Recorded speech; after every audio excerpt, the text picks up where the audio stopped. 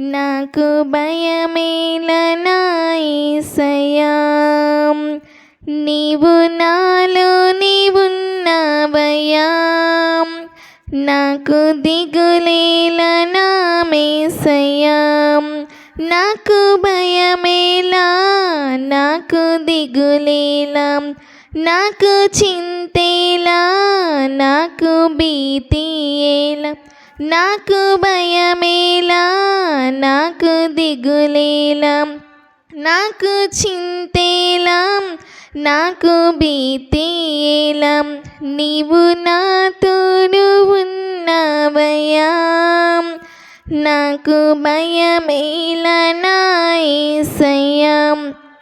కష్టములు నష్టములు నాతోను ఉన్నావు, వేదనలు ఆవేదనలు నా చింత ఉన్నావు.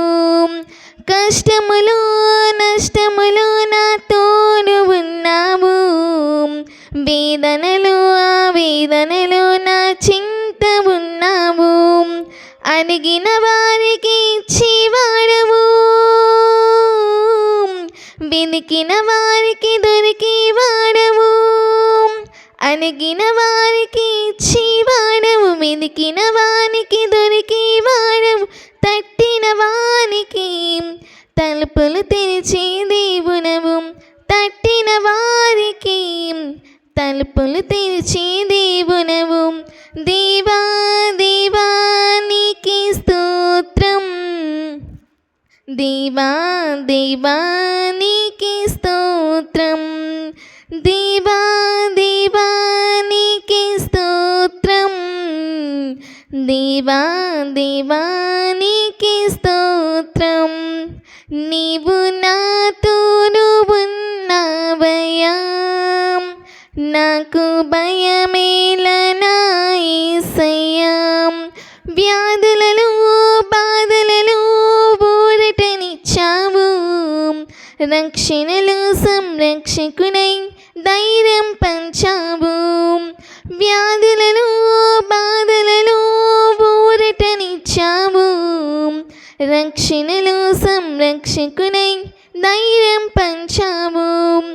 నీ సత్యమన్న దేవా, నీ మార్గమన్న దేవా, నీ సత్యమన్న దేవా, నీ మార్గమన్న దేవా, నీ జీవము అని పలికిన దేవా, నీ జీవము అని పలికిన దేవా. దేవా దేవా నీకే స్తోత్రం, దేవా దేవా నీకే స్తోత్రం, దేవా దేవా నీకే స్తోత్రం, దేవా దేవా నీకే స్తోత్రం. నీవు నాతోను ఉన్నావయ్యా, నాకు భయమేలా నా యేసయ్యా.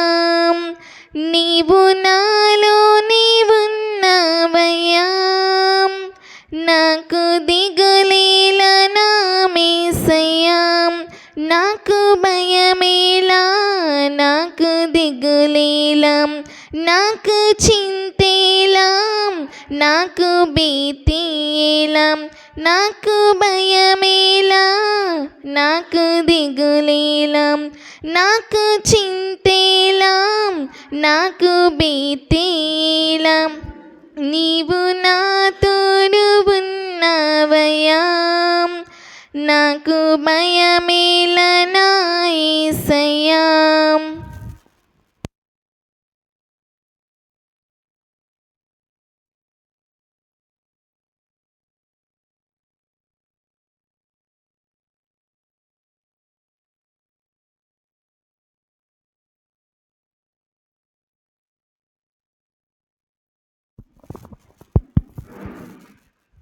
చేరువచ్చిన మీకందరికీ ప్రభు అయిన యేసుక్రీస్తు నామమున ప్రేమ వందనాలు.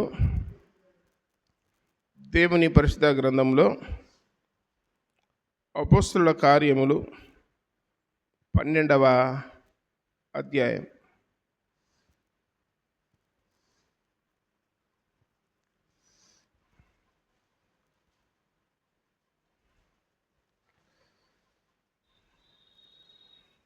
4వ వచనం చదువుతున్నా. అతనిని పట్టుకొని చెరసాలలో వేయించి పస్కా పండుగైన పిమ్మట ప్రజల యుద్ధకు అతని తేవలనని ఉద్దేశించి అతనికి కావలి ఉండుటకు 4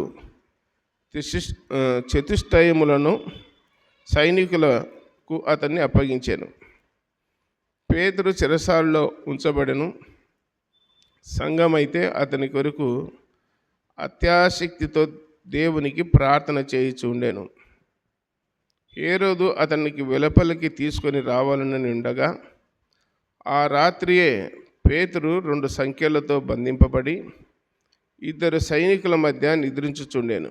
మరియు కావలివారు తలుపు ఎదుట చెరసాల కాసుకొని చూండరి. ఇదిగో ప్రభుదూత అతని దగ్గర నిలిచెను.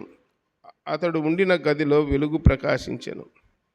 దూత పేతురును ప్రక్కను తట్టి త్వరగా లెమ్మని చెప్పి అతని లేపగా సంకెళ్ళు అతని చేతుల నుండి ఊడిపడెను. అప్పుడు దూత అతనితో, నీవు నడుము కట్టుకొని చెప్పులు తొడుగుకొనెను. అతడు అలాగు చేసిన తర్వాత దూత, నీ వస్త్రం పైన వేసుకొని నా వెంబడి రమ్మని అతనితో చెప్పెను. అతడు వెలుపలికి వచ్చి దూత వెంబడి వెళ్ళి దూత వలన జరిగినది నిజముగా జరగనని గ్రహింపక తనకు దర్శనము కలిగనని తలంచెను. మొదటి కావలిని 2వ కావలిని దాటి పట్టణమునకు పోవు ఇనుప గవని యుద్ధకు వచ్చినప్పుడు దానంతటా అదే వారికి తెరుచుకొనెను.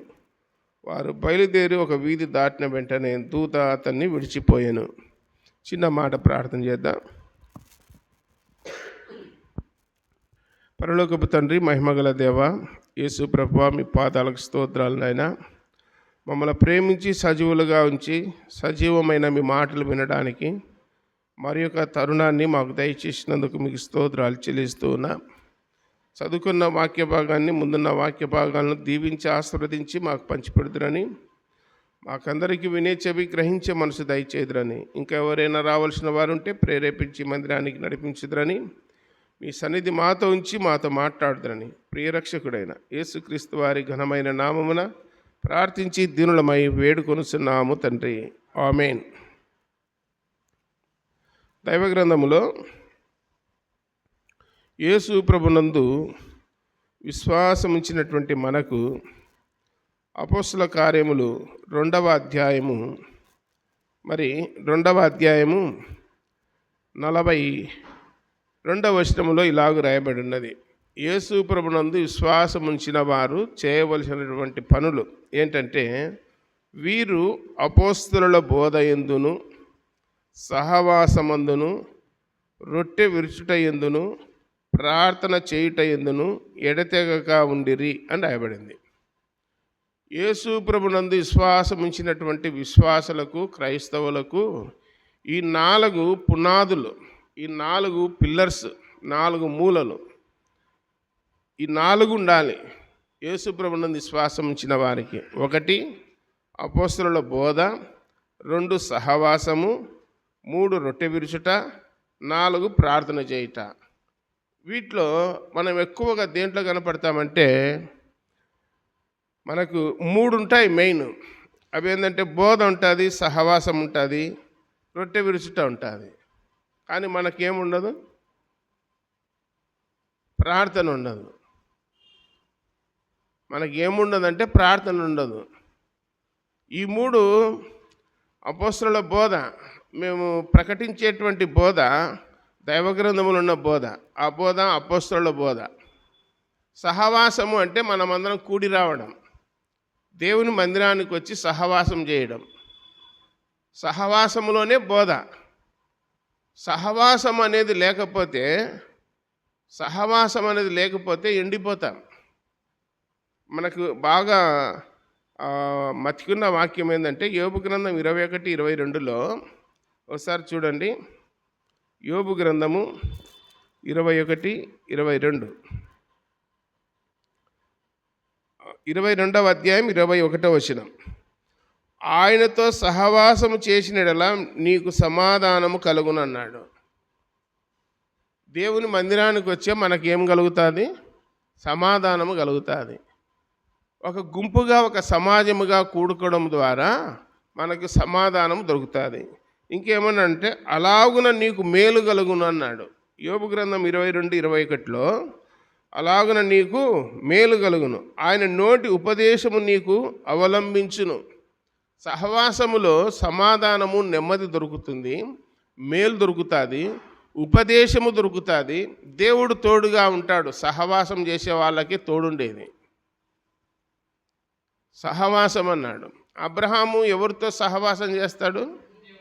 దేవునితో సహవాసం చేస్తాడు. నోవహు, హనోకు వీళ్ళందరూ దేవునితో సహవాసం చేసినారు. మనకు కూడా సహవాసం చేయడానికి మందిరాన్ని ఇచ్చినాడు. మందిరములో దేవునితో సహవాసం. కాబట్టి ఈ సహవాసములో మనకు వచ్చేది ఏంటంటే బోధ, అపోస్తలుల బోధ. ఆ బోధలో 4 చెప్పినాడు. అపోస్తలుల బోధ ఎందును, సహవాసమందును, రొట్టె విరుచుట ఎందును, 4వది ఏంటి? ప్రార్థన చేయుట ఎందును ఎడతెగక ఉండిరి అని రాయబడింది. కాబట్టి మనకు ప్రతి శనివారము ప్రార్థన అనేది చాలా ప్రాముఖ్యం. ప్రార్థన అనేది చాలా ప్రాముఖ్యం. ప్రార్థన ఎవరు చేయాలి? ప్రార్థన ఎవరు చేయాలి? నేను ఈ ప్రార్థన గురించి ఒకసారి వాక్యం చెప్పింటే చాలా రకరకాలుగా అనుకుంటా ఉన్నారు. ఎందుకు అనుకుంటున్నారంటే దైవ గ్రంథములో ప్రార్థన చేయాలంటే ధైర్యం ఉండాలి. ఏముండాలా? ధైర్యం ఉండాలి, విశ్వాసం ఉండాలి, దేవునితో సంబంధం ఉండాలి, దేవుడు చెప్పినట్లు వినాలి. దేవుడు చెప్పినట్లు వినేవారు దేవునికి ప్రార్థన చేయొచ్చు. దేవుడు చెప్పినట్లు వినకుండా మేము కూడా చేస్తామన్న ప్రార్థన అంటే దీని అర్థం ఏంటంటే మనము 24 గంటలు సినిమా చూసో, సీరియల్ చూసో, కొట్లాడో, బూతులు మాట్లాడో, లేదా బైబిల్ చదవకుండానో, ప్రార్థన చేసుకోకుండానో, లేకపోతే మన ఇష్టం వచ్చినట్టు జీవించి మనకు ఆపద వచ్చినప్పుడు, శ్రమ వచ్చినప్పుడు, దుఃఖం వచ్చినప్పుడు, బాధ వచ్చినప్పుడు, సమస్య వచ్చినప్పుడు దేవుడా ఈ సమస్య నుంచి మమ్మల్ని గడ్డకేయంటే గడ్డకేయడు. ఎందుకేయడంటే ఆయన చెప్పినటువంటి మాటలు మనము పట్టించుకోవడం లేదు. అలాంటి వారు దేవుడు చెప్పినట్లు నడిచేవాళ్ళు బోధకు, సహవాసానికి, రొట్టె విరుచుటకు, కూడికలకు అన్నిటికీ హాజరయ్యి దేవుని సన్నిధిలో కనబడి అప్పుడు నన్ను అడగండి అన్నాడు. నా వాక్యాన్ని వినండి, నా ఆజ్ఞలు గైకొనండి, నన్ను అడగండి, మీకు ఏది ఇష్టమో అడగండి, నేను మీకు ఇస్తానన్నాడు. దేవుడు చెప్పినవి మనం చేయకుండా నేను కూడా చేస్తాను ప్రార్థన అంటే దాంట్లో ఎలాంటి కనెక్షన్ ఉండదు. ఇప్పుడు మన దగ్గర సెల్ ఫోన్లు ఉన్నాయా లేదా? సెల్ ఫోన్లో సిగ్నల్స్ అందలేదనుకోండి, మనము రింగ్ చేస్తూ ఉన్నాము, సిగ్నల్స్ అందలేదనుకోండి, ఏమని చెప్తుంది? సెల్ ఫోన్ మీ చెవు కాడ పెట్టుకుంటే ఏమని చెప్తుంది? స్విచ్డ్ ఆఫ్ అయింది అంటుంది ఒకసారి. ఇంకొకసారి ఏమందంటే అవుట్ ఆఫ్ కవరేజ్ ఏరియా అని చెప్తుంది. నీ సెల్ ఫోనే నీకు స్విచ్డ్ ఆఫ్ అయింది, మరి అవుట్ ఆఫ్ కవరేజ్ ఏరియా ఉంది, సిగ్నల్స్ సరిగా లేవు అని చెప్తుంది సెల్ ఫోనే. నీకు అర్థమయ్యేటట్లు అవతలోడు ఎత్తినాడా లేదా అని తెలుసుకోవడానికి నీకు వెంటనే రిప్లై ఇచ్చింది సెల్ ఫోను. మరి దేవునితో మనం మాట్లాడాలంటే, దేవుణ్ణి మనం ప్రార్థన చేయాలంటే, దేవుణ్ణి అడగాలంటే మనం ఎట్లుండాలా? దేవుడు మనతో మాట్లాడాలంటే మనము దేవుని లక్షణాలు కలిగి ఉండాలా. అది పరిశుద్ధత కలిగి ఉండాలా, నీతి కలిగి ఉండాలా, యథార్థత కలిగి ఉండాలా, సత్యము కలిగి ఉండాలా, ప్రేమ కలిగి ఉండాలా. ఇవి కలిగినప్పుడు దేవుణ్ణి ప్రార్థన చేస్తే ఏమడిగినా ఇస్తాడు. ఇవి ఏమి లేకుండా లోకంలో వదిలిపెట్టి నేను ప్రార్థన చేస్తున్నానన్నా అని చెప్తే నేను చెప్పినాను, మీ ప్రార్థన కిటికీలు దాటిపోదు, వాకిలు దాటిపోదు అని చెప్పిన. దీన్ని వ్యంగ్యంగా వక్రీకరిస్తున్నాడు ఒక సేవకుడు. మనము సత్యాన్ని ఒప్పుకోవాలి, యథార్థతను ఒప్పుకోవాలి. దేవుడు చెప్పినట్లు విని ప్రార్థన చేస్తే దేవుడు వింటాడు. దేవుడు చెప్పిన మాట వినకుండా పెడచెవును పెట్టి అబద్ధ ప్రమాణాలు చేస్తూ, అబద్ధపు మాటలు చెబుతూ, మోసాలు చేస్తూ, కపటం చేస్తూ, మందిరంలో జొరబడి ప్రార్థనలు చేసి వాళ్ళు పెట్టిన తిని దేవుడు మిమ్మల్ని దీవించునుగాక అంటే వాళ్ళ ప్రార్థన వినడు, ఏది వినడు దేవుడు. ఒక గుడ్డివాడు చెప్పినాడు, యోహను సువార్త 9:37లో దేవుడు పాపల మొర ఆలకింపడు అన్నాడు. సామెతలలో చాలా ఉన్నాయి వాక్యాలు. ఎట్లున్నాయంటే, నీతిమంతుల ప్రార్థన దేవుడు ఆలకిస్తాడు, యథార్థవంతుల ప్రార్థన దేవునికి ఆనందకరము, విరిగి నలిగిన మనసు దేవునికి ఇష్టమైన బలులు. నీవు హృదయపూర్వకముగా మనస్ఫూర్తిగా దేవుణ్ణి అడిగితే, కన్నీరు విడిచి ప్రార్థన చేస్తే, నిజంగా ప్రార్థన చేస్తే ఆ ప్రార్థనకు జవాబు ఇస్తాడని చెప్పి గ్రంథంలో రాయబడింది. కాబట్టి మనం నమ్మిన దేవుడు పరిశుద్ధుడు. మనము కూడా సమస్త ప్రవర్తన ఎందు ఎట్లుండాలా? పరిశుద్ధంగా ఉండాలి. ఇక్కడ వాక్యం రాయబడింది కదా, మీరు పరిశుద్ధులై ఉండవలెను, మీ దేవుడైన యెహోవానగు నేను పరిశుద్ధుడనై ఉన్నాను అని ఈ వాక్యము పేతురు రాసిన మొదటి పత్రిక 1వ అధ్యాయం 14వ వచనములో మీరు సమస్త ప్రవర్తన యందు పరిశుద్ధులై ఉండుడి అని రాయబడింది. కాబట్టి దేవునితో మాట్లాడాలంటే ఆషామాష ఎవరు పడితే వాళ్ళతో మాట్లాడతాడా దేవుడు? ఎవరు తింటే వాళ్ళతో మాట్లాడతాడా? అంటే దేవునికి రిలేషన్, సహవాసము, సంబంధము, ఆ రిలేషన్షిప్, ఆ ఫ్రెండ్షిప్ అనేది ఉంటే మాట్లాడతాడు. మనము దేవునికి వ్యతిరేకమైన పనులు చేసి దేవుడా నాతో మాట్లాడంటే మాట్లాడేవాడు కాదు. ఇప్పుడు బైబిల్లో చాలా ఎగ్జాంపుల్లు ఉన్నాయి, తెలుసు కదా, చాలా ఉన్నాయి దృష్టాంతాలు. ఇప్పుడు దావీదు బత్షెబతో పాపం చేసినాడా చేయలేదా? చేసినాడు. చేసినాక ఒక 3 నెలల తర్వాత ఆమె మరలా ఇంటికి వచ్చింది, దావీదు ఇంటికి. ఏమ్మా వచ్చినావు? నేను ప్రెగ్నెంట్ను అనింది ఆమె. ఆ 3 నెలల తర్వాత ప్రెగ్నెంట్ అంటే నీ భర్త లేడా అంటే లేడు. ఇది సమస్య అయితట్టుంది అని చెప్పి ఏం చేసినాడంటే ఆమె భర్తను ఉరియాను బిల్లంపినాడు. యుద్ధములంటే బిల్లంపి అతనికి పదార్థాలు పెట్టి తినడానికి తాగడానికి అన్నుంచి ఇంటికి పోరా నాయన అని చెప్పినాడు ఉరియాతో. అంటే అయ్యా, నేను నీ మీద ఆధారపడినవాడిని, ప్రజలందరూ యుద్ధములు అంటే నేను పోయి ఇంటికాడ ఏం చేస్తా, నేను ఆ పని చేయనని చెప్పి ఆ రాజనగర్లోనే పండుకొని ఉన్నాడు. తెల్లారినాక దావీదు అడిగినాడు, ఉరియా ఇంటికి పోయినాడా లేదంటే పోలేదన్నాడు. వీడు నాకు తలకాయ నొప్పి అయినాడు వీడు అని చెప్పి ఒక ఉత్తరము రాసి అతని చేతికి ఇచ్చి ఉరియాకు యోవాబుకు ఇయ్యమని చెప్పినాడు. ఆ ఉత్తరములో అతని మరణాన్ని రాసి పెట్టినాడు. ఉరియాను బాగా మోపుగా యుద్ధం జరిగే స్థలంలో ముందు మాన ఉంచండి, బాగా తాపి అని చెప్పి రాసిచ్చినాడు. ఎందుకు ఇదంతా ప్రాసెస్ చేస్తున్నాడు అంటే, దేవునికి దూరమైనప్పుడు ఇలాంటి దురాలోచనలు వచ్చేది. మంచి ఆలోచనలు ఎట్లొచ్చాయి? ఒక పాపాన్ని కప్పిపెట్టడానికి ఇంకా 4-5 పాపాలు చేయడానికి పూనుకున్నాడు. ఎవరు? దావీదు. ఆ ఉత్తరం తీసుకొని పోయి యోవాబుకి ఇచ్చినాడు, సైన్యాధిపతికి. అప్పుడు సైన్యాధిపతి చదువుకొని అతనికి ఫుల్లుగా ద్రాక్షరసం తాగించి మత్తుడైనాక యుద్ధం మోపుగా జరిగే స్థలంలో ముందు మాన పెట్టినాడు, తాపి ఫుల్లుగా పోయి. అవతలోడు శత్రువు బాణాలు ఎచ్చే ఆ బాణాల దెబ్బకు చచ్చిపోయినాడు. ఆ వార్త ఒకడు మోసుకొని వచ్చి దావీదుకు చెప్తే దావీదు బత్షెబకు చెప్పినాడు, నీ భర్త యుద్ధంలో చనిపోయినాడు అని. నిజంగానే చనిపోయినాడు యుద్ధంలో. ఆ పని చేయించింది ఎవరు? దావీదు. 9 నెలలు నిండిపోయినాయి. ఆమెను ఇంట్లో చేర్చుకున్నాడు. ఆమె ఒక మగపిల్లవాడిని ప్రసవించింది. బత్షెబ మగపిల్లవాడిని ప్రసవించింది. ఆ మగపిల్లవాడు ఎవరి ద్వారా పుట్టినాడంటే దావీదు ద్వారానే పుట్టినాడు. మనోడు 7 రోజులు ఉపవాసం ఉండి నీళ్లు తాగకుండా అన్నం తినకుండా దావీదు బండల మీద దొర్లాడి దేవునికి ప్రార్థన చేస్తున్నాడు, ఉపవాసం చేస్తున్నాడు.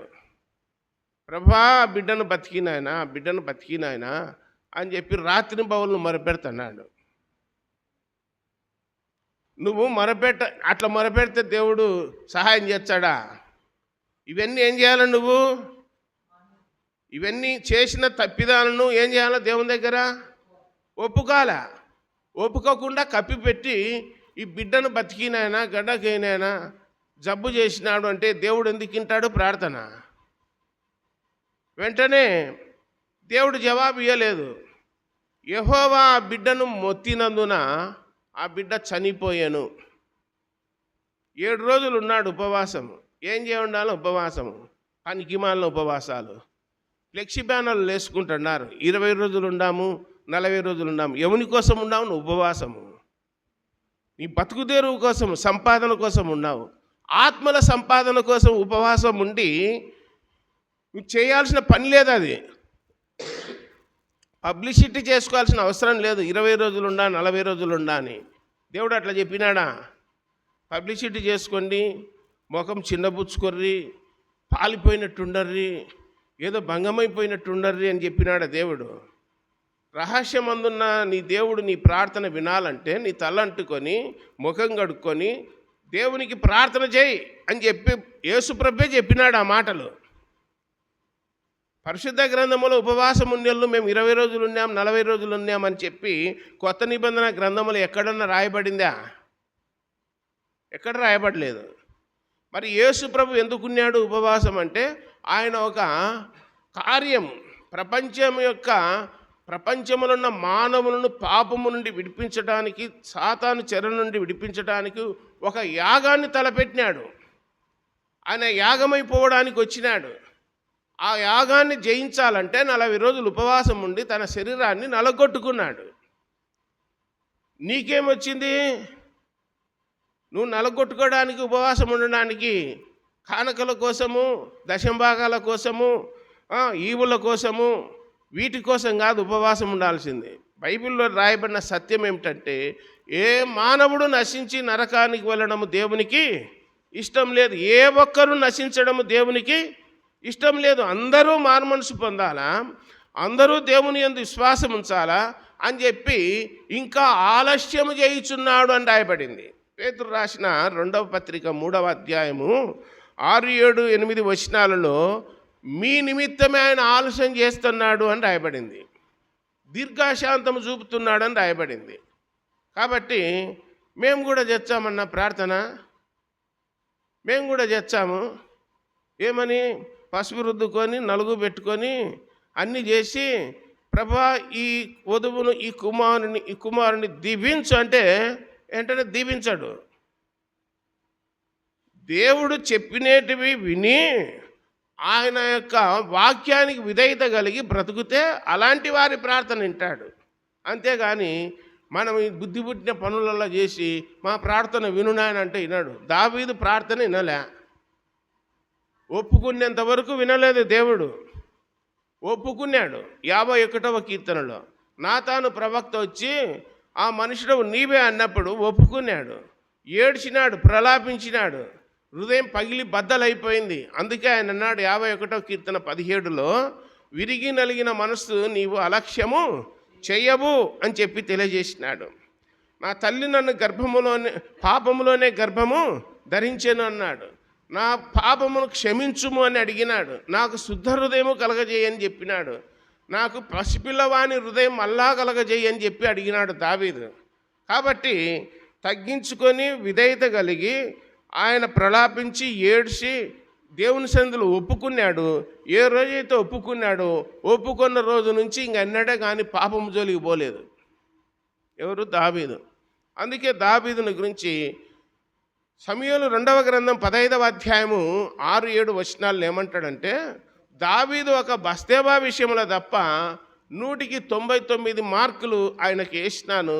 ఎక్కడే కానీ నాకు ఇష్టానుసారుడు, నా హృదయానుసారుడు, యథార్థవంతుడు అని చెప్పి సర్టిఫికెట్ ఇచ్చినాడు దేవుడు. ఎవరికి? దావీదుకు. మరి అప్పుడు ప్రార్థన చేసి తినలేదంటే ఒప్పుకోలేదు కాబట్టి, కప్పుకున్నాడు కాబట్టి. దేవుని దగ్గర ఏం చేయాలా? ఏమైనా పొరపాట్లు ఉంటే ఏం చేయాలా? సరి చేసుకోవాలి, దిద్దుకొని సరి చేసుకొని ప్రార్థన చేస్తే నిజంగానే మనసు మారిందిలే అని చెప్పి దేవునికి తెలుసు మనసు మారిందా లేదా అనేది. ఆయనే సర్టిఫై చేసేది, మనం కాదు. దినవృత్తాంతములు 2వ గ్రంథం 33వ అధ్యాయంలో మనష్షే అనేటువంటి ఒక రాజు ఉన్నాడు. తన కుమారుని అగ్నిగుండం దాటించినాడు. సొలొమోను కట్టించిన మందిరములో బలిపీఠాలు పెట్టి, విగ్రహాలను పెట్టి, సూర్యుడిని, చంద్రుడిని, నక్షత్రాలను, పురుగులను, ఆకాశ పక్షులను అన్నిటిని తెచ్చిపెట్టి ఇవే మీకు దేవతలు, దేవుళ్ళు అని చెప్పి దేవునికి కోపం పుట్టించినాడు.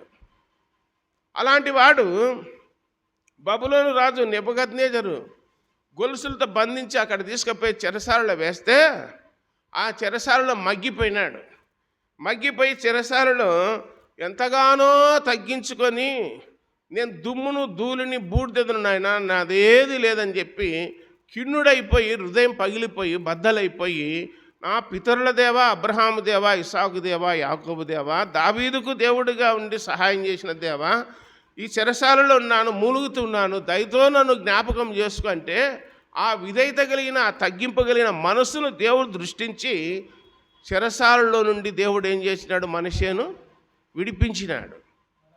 అట్లా ఒప్పుకోవాలి దేవుని దగ్గర. నేనేంది ఒప్పుకుండేది? నీ బుద్ధివృత్తి క్షమించు, లేకపోతే లేదు అన్న వాళ్ళు కూడా ఉన్నారు. బైబిల్లో అలాంటి వాళ్ళు కూడా ఉన్నారు, తెలుసా మీకు? ఆశ మంచి భయము భక్తి కలిగిన వాడు, తనకు పాదములలో జబ్బు పుట్టింది, వైద్యులను పట్టుకున్నాడు కానీ దేవుని దగ్గరికి రాలే చనిపోయేంత వరకు. ఇంకొక ఆయన యెహోషాపాతు కుమారుడు, దినవృత్తాంతములు 2వ గ్రంథం 21వ అధ్యాయం. అతని పేరు యెహోరాము. అతడు కూడా దేవునికి విరోధమైన కార్యాలు చేసి ఎవరికి ఇష్టం లేని రాజు అని రాయబడింది. మందిరంలోనే అన్ని కార్యక్రమాలన్నీ జరిగించినాడు. అలాంటి వాడు ఆ ఉదరము పేగులు పడిపోయి 2 సంవత్సరాలు ఆ జబ్బు చేత మంచములో ఉన్నాడు. ఎన్నడూ కానీ దేవుని దగ్గర క్షమాపణ అడుగుదామన్న జ్ఞానము ఆలోచన ఆ రాజుకు రాలే. నేను ఎందుకు అడగాల దేవుణ్ణి అని అట్లనే ఉన్నాడు, మొండిగా ఉన్నాడు. తర్వాత చనిపోయినాడు. అతన్ని గాడిద ఎట్లా బాతి పెడతారో అట్లా బాతి పెట్టినారంట యెహోరామును అని గ్రంథములు రాయబడినాయి. ఒప్పుకుంటే దేవుడు వాళ్ళను కనికరము చూపి ప్రేమ చూపి వాళ్ళను తలగా ఉంచినాడు. అందుకే సామెతల గ్రంథము సామెతలు 28:13, 21:13 అతిక్రమములు దాచిపెట్టువాడు వర్ధిల్లడు, వాటిని ఒప్పుకొని విడిచిపెట్టువాడు కనికరము పొందునని చెప్పి తెలియజేసినాడు. కాబట్టి దైవ సన్నిధిలో, దేవుని సన్నిధిలో మనం ఏం చేయాలా? ఏవైనా పొరపాటు ఉంటే ఏం చేయాలా? ఒప్పుకోవాలి. దేవుని సన్నిధిలో ఒప్పుకోవాలి. అది నీ మనసులో ఒప్పుకోవాలి. ప్రభువా, నా ఎడల జాలిపడు నాయన, ప్రేమ చూపు, నా కష్టాన్ని, నా యొక్క శ్రమను, నా ఇబ్బందిని, నా సమస్యను నీకు అప్పచెప్తున్నాను, నన్ను ఎలాగైనా గడ్డకేం చెప్తే ఆ విరిగి నరిగిన మనసును దేవుడు ఏం చేస్తాడంటే అంగీకరిస్తాడని రాయబడింది. ఆపత్కాలమున నాకు మొరపెట్టుము, నేను నీకు ఉత్తరం ఇచ్చేదనని. నా శ్రమకాలంలో దేవునికి మొరపెట్టిన ఆయన సహాయం చేసిను అని చెప్పి గ్రంథములో రాయబడి ఉన్నది. కాబట్టి క్రైస్తవ జీవితంలో ప్రార్థన అనేది చాలా ప్రాముఖ్యమైనది. ప్రార్థన అనేది ఎంత ధైర్యంగా మనం దేవునికి చేస్తామో అంత దేవుడు మనకు తోడుగా ఉంటాడు. అన్నిటికీ ముఖ్యమైనది ప్రార్థనే. ఇప్పుడు 2 పైపులు ఉన్నాయనుకోండి, 2 పైపులను కప్లింగ్ వేసి రెండింటిని జాయింట్ చేయాలి. జాయింట్ చేయాలంటే ఏం కావాలా? 2 పైపులకు కప్లింగ్ ఎక్కిచ్చేటప్పుడు దానికి ఒకటి పూయాల. ఏంటది? గమ్ము. ఆ పరిశుద్ధాత్మ దేవుడు మనల్ని ఏం చేస్తాడంటే జాయింట్ చేస్తాడు. దేవునికి మన ప్రార్థనను జాయింట్ చేస్తాడు. జాయింట్ చేసినప్పుడు దేవుడు అంగీకరిస్తాడు. కాబట్టి మనము దేవునితో ఎప్పుడే కానీ దూరంగా ఉండకూడదు. యేసుప్రభు అన్నాడు, నాకు వేరుగా ఉండి మీరేమీ చేయలేరన్నాడు. మనం ఎప్పుడు కూడా సంఘముతో, అంటే సంఘం అంటే యేసుప్రభు శరీరములో మనం ఏమై ఉన్నాము? అవయవాలమై ఉన్నాము. యేసుప్రభు ద్రాక్షవల్లి, మనము తీగలు దేనికి అంటుకట్టబడి ఉండాలా? ద్రాక్షవల్లికి. అలా కొన్ని కంపారిజన్ చేసి యేసుప్రభు చాలా సంగతులు చెప్పినాడు మనకు. కాబట్టి మేము మా బుద్ధి పుట్టినట్టు చేస్తాం ప్రార్థన అంటే వినడు దేవుడు. ఇప్పుడు అపోస్తల కార్యములు 12వ అధ్యాయంలో రాజైన హేరోదు ఏం చేసినాడంటే పేతురు, యోహాను, యాకోబులు అనేవాళ్ళు మూలస్తంభాలు యెరూషలేము సంఘములో. యాకోబుని ఏం చేసినంటే పట్టుకొని ఖడ్గం ద్వారా తల ఖండించేసినాడు హేరోదు రాజు. ప్రజలందరూ సంతోషపడి యూదులందరూ సంబరాలు చేసుకున్నారంట. ఇదేదో బాగుందే, మంచి పని చేసినట్టుండా నేను అని చెప్పి పేతురును కూడా పట్టుకొచ్చి చెరసాలలో వేసినాడు హేరోదు రాజు. అంటే ఇంకా అందరినీ చంపుకుంటూ పోతుంటే దేవుడు ఊరుకుంటాడా? అందరినీ చంపుకుంటూ పోతుంటే ఊరుకుంటాడా? ఊరుకొన్నాడు. పేతురుని పట్టుకుపోయి చెరసాలలో వేస్తే వెంటనే సంఘం ఏం చేసింది? అత్యాశక్తితో ప్రార్థన చేసినారు. సంఘం చేసిందా, మనుషులు ఇండ్లలో చేసినారా? సంఘం అత్యాశక్తితో ప్రార్థన చేసిరి అని రాయబడింది. దేవుడు ఒక దూతను పంపినాడని చెప్పి రాయబడింది. ఆ చెరసాల ఎట్లుందంటే 4 రూముల అవతల ఉంది. అది 4 గేట్లు దాటుకొని పోవాలి, 4 వాకిండ్లు దాటుకొని పోవాలి. అంత లోపల పెట్టినారు. ఎవరిని? పేతురును. మరి దేవుడు దూతను పంపింటే మనుషులు ఏర్పాటు చేసిన ఆ ఇనుప గడలు ఉన్నటువంటి వాకిండ్లలో ఏమైనాయి? ఓపెన్ అయితే పోతున్నాయి. దూత బయలుదేరి వస్తా అంటే వాకిండ్లన్నీ అవే తెరుచుకుంటున్నాయి. వీళ్ళేం తీయాల్సిన అవసరం లేదు, అవే ఓపెన్ అవుతున్నాయి. ప్రతి వాకిల దగ్గర నలుగురు మనుషులు ఉన్నారు, కాపల సైనికులు. 4 వాకింగ్ల దగ్గర ఎంతమంది ఉన్నారు? 16 మంది ఉన్నారు. తర్వాత పేతురు పక్కన 2 ఉన్నారు. ఈ 16 మంది కాకుండా పేతురు కాడ 2 ఉన్నారు. అప్పుడు పేతురు ఉండిన గదిలో వెలుగు ప్రకాశించెను అని రాయబడింది. దూత వచ్చి పేతురును తట్టి లేపి, లేయి పోదాంరా బయటికి, లేపి మనోడు నిద్రపోతున్నాడు. అవి తెల్లవారితే నన్ను కత్తితో ఖడ్గంతో నా తల ఛేదిస్తారే, ఏంది నా పరిస్థితి ప్రభా, నాకు సహాయం చేయని చెప్పి ప్రార్థన చేయాలన్నా? మీరే చేసుకోరు ప్రార్థన అని చెప్పి మనోడు పేతురు ఏం చేస్తున్నాడు? యోనా లెక్క నిద్రపోతున్నాడు. అప్పుడు దూతను పంపినాడు. దూత వచ్చి లేపినాడు, తట్టినాడు. ఆ చేతులకు కూడా ఏం వేసినారు? సంఖ్యలు. అతన్ని లేపుతానే సంఖ్యలు ఏమైనాయి? ఊడి కింద పడిపోయినాయి. వెంటనే లేచినాడు. నడుము కట్టుకో, చెప్పులు తొడుక్కో, నువ్వు రెడీగా పోదాం బయటికి అని చెప్పి చేయి పట్టుకొని దూత చెరసాలలో నుండి తోలుకొని వచ్చాను యెరూషలేము పట్టణానికి వెలుపటికి. ఇనుప గవిని ఉందంట. యెరూషలేముకి ఏముంది? ఇనుప గవిని. ఊరేగిటి దగ్గరికి వచ్చేసరికి ఇనుప గవిని కూడా దానంతట అదే తెరుచుకొని రాయబడింది. ఎంత పగడ్బందీగా ఉంటుందో తెలుసా ఇనుప గవిని? అవి ఏనుగులు కుంభస్థలముతో ఢీకొంటే బద్దలవుతాయి ఇనుప గవిని. కానీ దేవుని దూత వచ్చినప్పుడు దానంతట అదే ఓపెన్ అయింది అని గ్రంథంలో రాయబడింది. కాబట్టి ప్రార్థన చేసింటే పంపినాడా? నిద్రపోతుంటే పంపినాడా దేవుడు? ఎవరు చేసినారు ప్రార్థన? సంఘం అత్యాశక్తితో ప్రార్థన చేశారు. ఎవరి కోసమైతే ప్రార్థన చేస్తున్నారో ఆలోచన చేసుకొని మొత్తం మీద పేతురు ఆ ఇంటికే పోయినాడు. ఆ ఇంటికి పోయి తలుపు దొరుకుతుంటే ఒక చిన్న అమ్మాయి వచ్చి, ఎవరయ్యా మీరు అని. నేనమ్మా పేతురును. ఆ అమ్మాయి వెంటనే స్వరం గుర్తుపట్టి రోదే అనే చిన్నది మిగతా సహోదరులతో చెప్తుంది, అమ్మగారు పేతురు వచ్చినారు అంటే, మనం ఆయన కోసం ప్రార్థన చేస్తున్నాం కదా, పేతురు వచ్చినాడు అంటావు అంటే, లేదు వచ్చినాడు, కావాలంటే చూడండి నేను గుర్తుపట్టిన అంటే, నువ్వు పిచ్చిదాని వెర్రిదాని అన్నారు.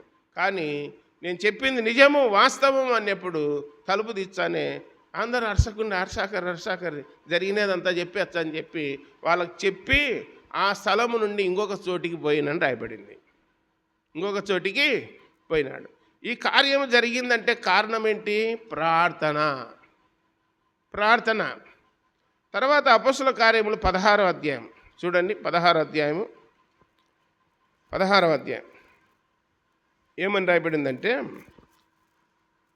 25వ వచనం. అయితే మధ్యరాత్రి వేళ పౌలును శీలయు దేవునికి ప్రార్థించుచు కీర్తనలు పాడుచు ఉండిరి, ఖైదీలు వినుచు ఉండిరి. అప్పుడు అకస్మాత్తుగా మహాభూకంపము కలిగెను, చెరసాల పునాదులు అదిరెను, వెంటనే తలుపులన్నయు తెరుచుకొనెను, అందరి బంధకములు ఊడెను. అంతలో చెరసాల నాయకుడు మేలుకొని చెరసాల తలుపులన్నీ తెరిచి ఉండుట చూచి ఖైదీలు పారిపోయి అనుకొని కత్తి దూసి తను తాను చంపుకొనబోయాను. అప్పుడు పౌలు, నీవు ఏ హాని చేసుకొనవద్దు, మేమందరమును ఇక్కడనే ఉన్నామని బిగ్గరగా చెప్పాను. ఇక్కడ జరిగిన సంఘటన మనకు తెలుసు. ఏమిటంటే ఫిలిప్పి పట్టణములో ఒక యజమానుని దగ్గర పూతోను అనే దయ్యం పట్టిన చిన్నది ఉంది. ఆమె 2-3 సంవత్సరాల నుండి ఆ ఇంటి యజమానునికి లాభం సంపాదిస్తుంది. పూతోను దయ్యం ఏం చెప్తుందంటే సోదె చెప్తుంది. ఏం చెప్తుంది? సోదె చెప్తుంది. సోదె అంటే వాళ్ళు ప్రతిరోజు సాయంకాలం 5 గంటలకు లేదా 6 గంటలకు సోదె ఆమెలోకి ఒలులేకి వస్తుంది దయ్యము, పూతోను దయ్యం. వచ్చినప్పుడు భక్తులందరూ టెంకాయలు, నిమ్మకాయలు, ఊతి కడ్డీలు భక్తులందరూ తీసుకొని వచ్చి లైన్ కొంటారన్నమాట.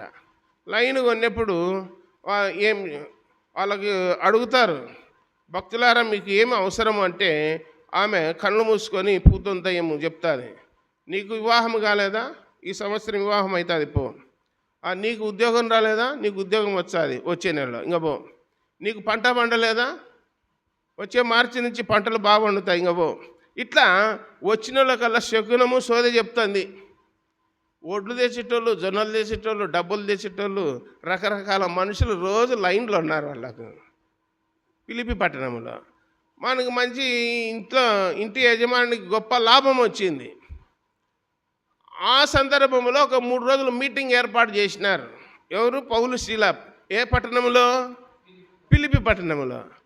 కరెక్ట్గా వీళ్ళు మీటింగ్ పోయే సమయంలోనే ఆ అమ్మాయి కూడా ఎదురుకు వచ్చింది, దయ్యం పట్టినేమే. ప్రతిరోజు ఎదురవుతా ఉంది. అప్పుడు ఏమంటుందంటే ఆమె వీళ్ళకెళ్ళి చూసి, పౌలు శీలకెళ్ళి చూసి, వీరు సర్వోన్నతుడైన దేవుని సేవకులు, వీరు రక్షణ మార్గాన్ని ప్రకటిస్తారు అని చెప్పి ప్రతిరోజు చెప్తుంది. ఈ అమ్మాయి ఎవరు నాయన? మమ్మల గురించి మొత్తం పబ్లిసిటీ చేస్తుంది, దయ్యం పట్టినామే.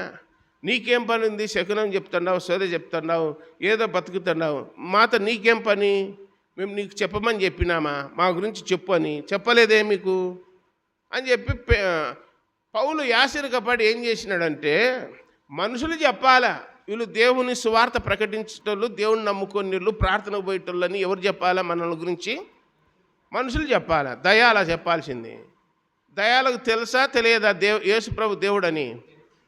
తెలుసా తెలియదా? దయాలకు తెలుసు కానీ మనుషులకు తెలియడం లేదు. కాబట్టి పౌలు ఏం చేసినాడంటే, పూతోను దయ్యమా యేసుక్రీస్తు నామమున ఈ చిన్నదాని నుండి వెళ్ళిపో అన్నాడు. అంటేనే చింత చెట్లలో పడి వెళ్ళిపోయింది. ఇంకా ఆ రోజు భక్తులంతా మళ్ళీ లైన్లో నిలబడినారు. యజమాని ఇంటి దగ్గర ఆమె కూర్చునేది. ఏమి వచ్చినారు అంటుంది. మాకు ఏదన్నా చెప్పు, మా సమస్యలు, మా శ్రమలు, ఇబ్బందులు తీర్చాలా అని చెప్తే, ఎవరు రమ్మన్నారు అంటుంది. అరే ఇన్నేళ్ళు రమ్మని చెప్పి ఇప్పుడు ఎవరు రమ్మన్నారంట? ఏమి ఈమె ఇట్లా మాట్లాడుతుంది అని చెప్పి ఈ ఇంటే నన్ను పిలిచినారు. పిలిచి అవును ఏం చేయించినారు వీళ్ళంతా అంటుంది. అంటే నీకోసమే సోదె చెప్పాలని, శకునం చెప్పాలని వచ్చినారంటే, సోదె లేదు శకునంలో ఏం లేదు, నేను ఆరోగ్యంగా బాగుండా అంటుంది. ఎందుకు ఈరోజు ఇట్లా మాట్లాడుతుంది అంటే ఎవరో చెప్పినారు, పూతోను దయాన్ని ఇడిపించినాడయ్యా, ఎవరో వాక్యం చెప్పేటోళ్ళు వచ్చినారు ఫిలిప్పి పట్టణానికి, పౌలంట ఆయన ఇడిపించినాడని. పట్టుకరాబరం ముందు ఆయనను పట్టుకొచ్చి గ్రామ సావిట్లో పెట్టి కట్టేసి కొరడాలతో కొట్టి తీసుకుపోయి పట్టణపు చెరసాలలో వేసినారు. మీకు అర్థమవుతుందా? 2 ఏళ్ళు 3 ఏళ్ళ ముంటి దయ్యం పట్టిన ఆ అమ్మాయిని ఆ దయ్యం పీల్చి పిప్పి చేసి చచ్చిపోయేటట్టు చేసింది. ఆ అమ్మాయికి దయ్యం విడిపించి ఆరోగ్యవంతురాలుగా ఉంది, చక్కగా మాట్లాడుతూ ఉంది. దయ్యం విడిపిస్తే ప్రజలు సంతోషపడాలనా ఏడవాలనా? సంతోషపడాలా. ఎందుకు విడిపించినావు? అటెండ్ అంటే బాగుండునే. బైబిల్లో ఇట్టటోళ్ళు చాలా ఉన్నారు. యోహాను సువార్త 9వ అధ్యాయంలో 40 ఏళ్ళు పుట్టిగుడ్డివాడు, 40 సంవత్సరాలు పుట్టుకతోనే గుడ్డివాడు. యేసుప్రభు చూపించినాడు. చూపించినాక యూదులందరూ వచ్చి, ఎవరు ఇచ్చినారు నీకు చూపు? నీకు కండ్లు ఎట్లొచ్చినాయి? ఎట్లా కూర్చున్నావు అంటే తల్లిదండ్రులు అన్నారు, వాడు ఈ వయసు వచ్చినాడు వాడిని అడిగారు అన్నాడు. నీకొట్లు వచ్చినాయిరా కండ్లు అంటే, ఎవరో ఒక ఆయన నా కళ్ళ మీద బురద చేసి పూసినాడు, శిలోమి కొన్నిటికి పోయి కడుక్కోపోమ్మన్నాడు, నేను కడుక్కునే సూప్ పొందినా అన్నాడు. తర్వాత కొన్ని రోజులకు చెప్పినాడు, నాకు చూపించింది యేసుప్రభు అన్నాడు. ఎవరు ఇచ్చినారంట? నీకు యేసుప్రభు చూపించినాడా? నువ్వు సమాజంలో ఉండకూడదని చెప్పి కండ్లు వచ్చింటే, చూపు వచ్చింటే వెళ్ళేసినారు. ఎంత అన్యాయమో చూడండి. కండ్లు వచ్చింటే వెళ్ళేసినారు. ఆ కండ్లు వచ్చినా ఇంకా చూపు వచ్చింది కాబట్టి పని చేసుకొని బతుకుతాడులే అని చెప్పి సంతోషపడాలన్నా వెలివేయాలన్నా సమాజం. చూడు సమాజం ఎట్లా తయారైందంటే, యేసుప్రభుని నమ్ముకోండి, నరకము తప్పుతుంది, పాపక్షమాపణ కలుగుతుంది, పరలోక రాజ్యం దొరుకుతుంది, లోకం విడిచినాక యుగయుగాలు దేవునితో ఉంటాము, తాగకూడదు, తిట్టకూడదు, అన్యాయం చేయకూడదు, మోసం చేయకూడదు, అబద్ధం ఆడకూడదు, దొంగతనం చేయకూడదు, వ్యభిచారం చేయవద్దు, విగ్రహారాధన చేయవద్దు, జీవము గల దేవుణ్ణి మాత్రమే ఆరాధించండి అని చెప్పి సత్యాన్ని చెప్తా ఉంటే ప్రజలకు ఒక మాడిఫికేషన్, రియలైజేషన్ చేసి వాళ్ళు మార్పు చెందాలని చెప్పి, దొంగలు మార్పు చెందాలా, త్రాగుడుబోతులు మార్పు చెందాలా అని చెప్పి దేవుని వాక్యం చెప్తా ఉంటే పట్టుకపోయి లోపలే చేంజ్ చేయాలంగా. వీళ్ళు ఏం చేసినారంటే చేసినారని చెప్పి ప్రార్థన చేసినారంట. పౌలు శీల ఏం చేసినారు? ప్రార్థన చేసినారు. అంటే వీళ్ళ ప్రార్థనకు కనెక్షన్ ఎవరితోంది? దేవునితోంది. వెంటనే దేవుడు దూతను పంపినాడు. ఆడనే భూకంపం వచ్చింది, చెరసాల బ్రద్దలైపోయింది, వాకిన్లలో తెరవబడినాయి. ఏం రా ఇట్లా అయిపోయాను ఆయన అని చెప్పి చెరసాల నాయకుడు అధికారి భయపడినాడు. ఖైదీలు వింటున్నారు పాటలు పాడుతుంటే. మంచి గాయకులేమో మనకు తెలియదు, మంచి గాయకులు 6 మంది ఉన్నారు అక్కడ. పౌలు, శీల, తర్వాత లూకా, తిమోతి, అరిస్తార్కు, ఎరస్తు, వీళ్ళంతా ఉన్నారు అక్కడ చెరసాలలో. వాళ్ళిద్దరినే కాదు వేసినది, చాలా 6 మందిని వేసినారు లోపల. వీళ్ళంతా పాటలు పాడుతూ ప్రార్థన చేస్తుంటే ఖైదీలు ఏం చేస్తున్నారు? ఖైదీలు వింటున్నారా, నిద్రపోతున్నారా? మనం ఏం చేస్తాము? వాక్యం చెప్తుంటే మనం నిద్రపోతాము. ఖైదీలు అయితే వింటున్నారు. వెంటనే ఖైదీలు ఎక్కడ పోలేదు, అందరూ అట్టనే ఉన్నారు. చెరసాల నాయకుడు అనుకున్నాడు, నా ఉద్యోగం బాయరా నాయన, నా కుటుంబం యొక్క పోషణాధారం ఉద్యోగమే, నేను నా పిల్లలు ఎట్లా బతకాలా, తెల్లవారితే ఖైదీలు ఎట్లా పోయినారని చెప్పి నా ఉద్యోగం తీసేస్తారని చెప్పి తాను కత్తి తీసుకొని హాని చేసుకోవాలని ప్రయత్నము చేసినాడని రాయబడింది. పౌలు అక్కడండి బిగ్గరగా, అయ్యా ఖైదీలు అంతా ఇక్కడ ఉన్నారు, మేము ఎక్కడ పారిపోలేదు, నా మాట అన్నప్పుడు దీపం ముట్టించి ఖైదీలను లెక్క పెట్టినాడు. 200 మంది ఉన్నారో 300 మంది ఉన్నారో ఖైదీలు, అందరు ఉన్నారు, లెక్క సరిగా ఉంది. అయ్యా ఇంతవరకు చెరసాల బద్దలైపోతే ఖైదీలంతా ఇక్కడ ఉన్నారంటే నాకు ఆశ్చర్యం అవుతుంది. మీ దేవుడు గొప్ప దేవుడు ఉన్నట్టున్నాడు. ఖైదీలు ఈ పాటికి ఒక్కడు కూడా జంపు జిలాని ఈ సంధి కనపడకుండా పోయేవాళ్ళు, కానీ ఇక్కడనే నిలబడినారంటే నాకు ఆశ్చర్యం అవుతుంది. మీ దేవుడు గొప్పవాడయ్యా, ఆయన నమ్ముకాలంటే నేనేం చేయాలా అన్నాడు. యేసుప్రభువు నమ్ముకాలంటే నేనేం చేయాలా అన్నాడు చెరసాల నాయకుడు. ఆశ్చర్యపడి మీ దేవుడు గొప్పవాడని చెప్పి అప్పుడు ఆయన అన్నాడు, పౌలు అన్నాడు, ప్రభు అయిన యేసునందు విశ్వాసం ఉంచుము, అప్పుడు నీవును నీ ఇంటి వారు రక్షణ పొందుదురు అన్నాడు. కాబట్టి ఆ విధంగా చెరసాల నాయకుడు దేవుణ్ణి నమ్ముకున్నాడు. ఈ పౌలు, శీలలు 6 మంది సహోదరులు పాటలు ప్రార్థన చేయడం ద్వారా, వాళ్ళకున్నటువంటి భయము భక్తి ద్వారా, వాళ్ళకున్నటువంటి సత్యము ద్వారా, ప్రేమ ద్వారా ఖైదీలు పారిపోలేదు. కాబట్టి వీళ్ళ దేవుడు గొప్పవాడు అని చెప్పి చెరసాల నాయకుడు కూడా తీర్మానం చేసుకొని తన ఇంటి వారందరితో కూడా ఆనందించారని చెప్పి రాయబడింది. దేవుణ్ణి ఎవరిని బట్టి నమ్ముకున్నారు? పౌలు, శీలలు ప్రార్థన చేసి పాటలు పాడినారు. ఖైదీలు పారిపోలేదు, అది మెయిన్. ఖైదీలు పారిపోలేదంటే ఇలా దేవుడు గొప్పవాడని చెప్పి చెరసాల నాయకుడు ఏం చేసినాడు? విశ్వాసం ఇచ్చినాడని చెప్పి లేఖనాల్లో చూస్తున్నాం. కాబట్టి ప్రార్థన ద్వారా దేన్నైనా సాధించవచ్చు. దేవుడి తలంపులన్నింటినీ మనందరి కొరకు దీవించునుగాక. ప్రార్థన చేసుకుందాం. పరలోకపు తండ్రి, మహిమగల దేవ, యేసు ప్రభువా, సర్వాధికారి, మీకు స్తోత్రములు నాయన. మీ పరిశుద్ధ గ్రంథములో అపొస్తలుల కార్యములు 12వ అధ్యాయము, పేతురును చెరసాలలో వేసినప్పుడు సంఘం అత్యాశక్తితో ప్రార్థన చేయగా మీరు దూతను పంపి విడిపించినట్లు చూస్తున్నాం. ఫిలిప్పి పట్టణములో పౌలును, శీలను బంధించి చెరసాలలో వేయగా పాటలతో ప్రార్థన చేయగా చెరసాల బ్రద్దలై భూకంపం వచ్చని చెప్పి చూస్తున్నాం. ప్రార్థనలో శక్తి ఉన్నది నాయన. మా జీవితాలలో ప్రార్థన అనే తాళపు చెవిని మా చేతికి ఇచ్చినారు. ఆ తాళపు చెవిని మేము ఉపయోగించుకొని మీతో సంబంధం కలిగి, సహవాసం కలిగి, స్నేహం కలిగి అలాగ ఉండాలని మీరు ఇష్టపడుచున్నందుకు స్తోత్రాలు చెల్లిస్తున్నాం. ప్రార్థన ఎలా చేయాలో మాకు తెలియదు, కానీ మీరే మా పక్షమున ఉచ్చరింప శక్యం కాని మూలుగుతో పరలోకమందు తండ్రి కుడి భాషను ఆశీనుడమైంది నిరంతరం విజ్ఞాపన చేయుచున్నందుకు మీకు స్తోత్రములు చెల్లిస్తున్నాం. దేవా స్తోత్రములు, పరిశుద్ధుడా స్తోత్రాలు. రేపటి దినము ప్రభు దినము. మిమ్మల్ని ఆత్మతో సత్యముతో ఆరాధించడానికి మమ్మల్ని అందరినీ సిద్ధపరచండి. చేరువచ్చిన ప్రజలను దీవించి ఆశీర్వదించండి. మీ సన్నిధి తోడుగా ఉంచండి. రేపటి దినానికి సిద్ధపరిచి మమ్మల్ని అందరినీ కాపాడుదునని ప్రియరక్షకుడైన యేసుక్రీస్తు వారి జీవముగల నామమున స్తోత్రములు చెల్లించి బతిమాలి దీనులమై వేడుకొనుచున్నాము తండ్రి. ఆమేన్. అందరికీ వందనాలమ్మా. వందనాలు.